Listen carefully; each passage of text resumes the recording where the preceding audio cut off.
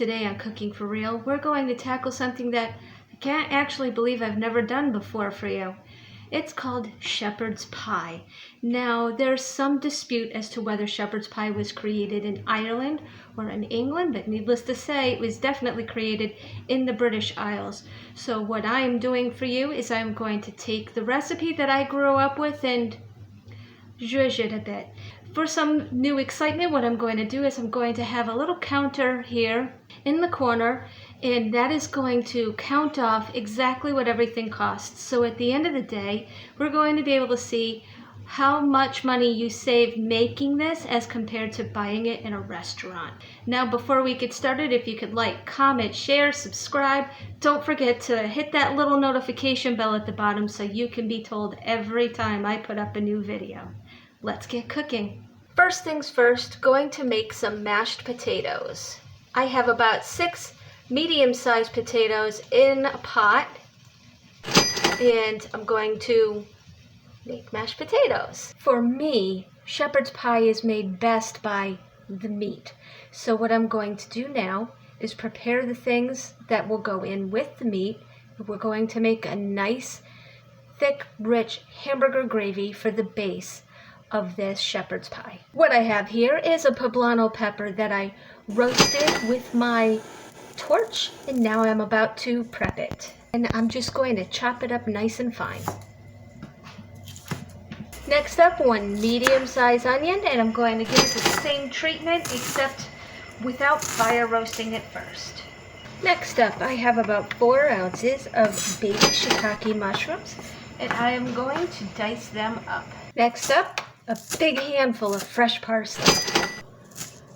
And last but not least, we have 3 cloves of garlic, which I'm going to crush. And for our dry seasonings, we will have salt and pepper. Add to that our liquid seasoning, which will just be some Liam Barron Worcestershire sauce.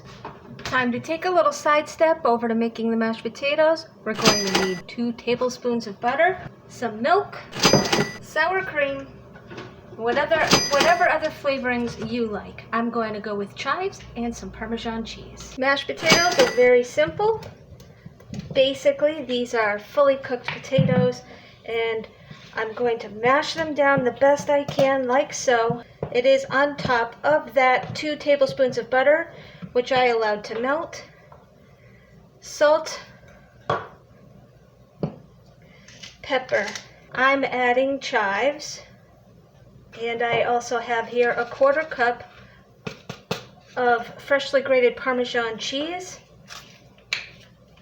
Just because I like the flavor, we're going to add another 1/4 cup of sour cream, and we're going with about a 1/4 cup of milk.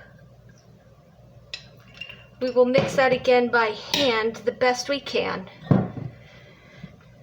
The reason I'm doing this as much by hand as possible is because overworking the potatoes will actually break the starch, and then the water gets inside the starch, and that is when you end up with gummy mashed potatoes. Now that we have the mixture going, I just want to add, to not let it get to too high of a speed. You can see that I'm only on number 1. So to get the consistency I wanted, I ended up adding about a 1/2 cup of milk. Time to get this meat base started. I have a frying pan here with 2 tablespoons of nice hot olive oil, and into the pan goes those roasted poblano peppers and onions, which we will get caramelized. These aren't exactly translucent, but they're about halfway there. So at this point, I'm going to add the garlic, and we're trying to keep things salt light here, so the smallest pinch of salt and a few coarse grinds of pepper, and we're going to keep right on cooking. Again, these onions aren't quite translucent, but they're about 3/4 of the way there. So into the pan now goes that 1.25 pounds of ground beef. I will tell you right away that we are not looking for a complete cook on the hamburger.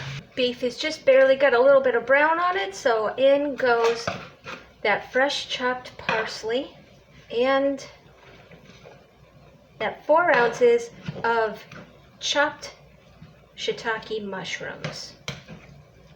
You can see now that the onions are indeed translucent. Closer to the end of the browning cycle now, and I am going to 3 light doses, or about a teaspoon of that Liam Perrin's Worcestershire sauce.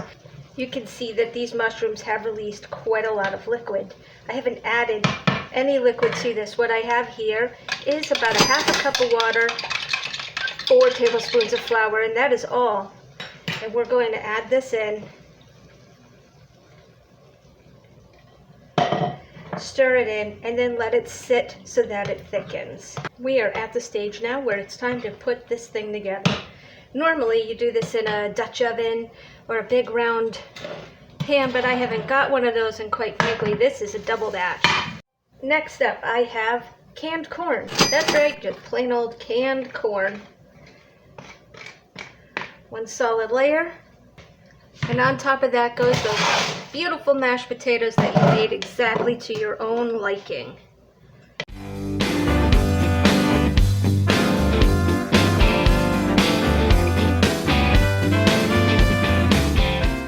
I like to make the top bumpy because when it browns it looks really cool.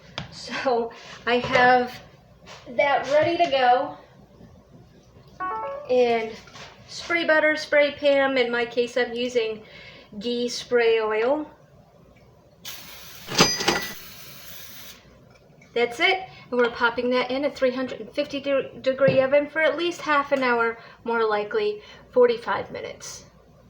Well, it's fresh and hot out of the oven. It's steaming, actually. And I cut myself a small slice just so I can sample it. But boy, is it hot.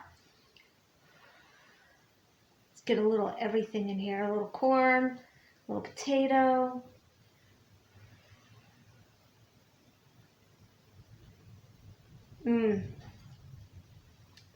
That tastes like home. What we have here is $18.42 for the entire dish. That is 6 meals at $3.07 per plate. And that's $13.30 per plate on average at a restaurant, meaning that you save $10.23 per plate.